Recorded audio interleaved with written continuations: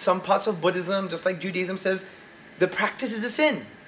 I'm not saying there's something inherently wrong with you, because that would mean that I've got lots of wrong in me as well, because there's so many desires that I have, so many natural inclinations that I have that are not Islamic and I want to do, but I don't do them because this is a test of life and we're here, we believe that life is a test.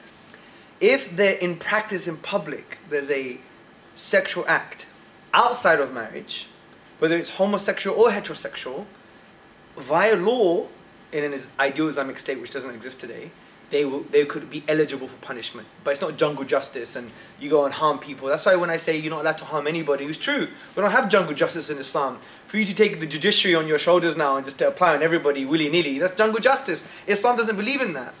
So from that perspective, you know, saying off to your mother is considered worse than having homosexual tendencies.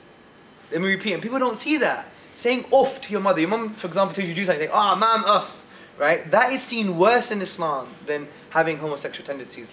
We need to consider them as one, part of the human family, number two, part of the Muslim family. If they consider themselves Muslim, then help them. What are you going to do? Throw them into society and they get more confused or whatever the case may be? However, but there is a danger as well. The danger is this: when the homosexual community, not all of them, they use this as an ideological front, where they want to claim now, like a Muslim who comes out homosexual and says, right, Islam says homosexuality is okay. Now that's a problem.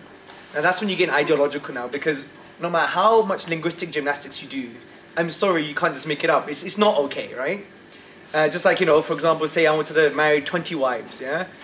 I can't just make it up. Just because I want to do it, I can't change the text now, do you see? So we have to be balanced as well. So we have to be fair, allow each tradition to speak for itself, and there should be a narrative where people come together.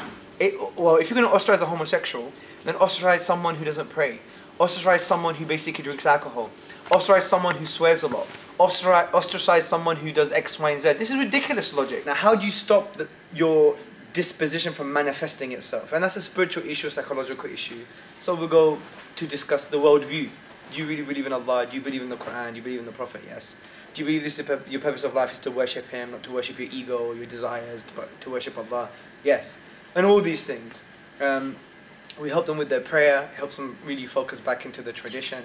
And then whatever happens, happens.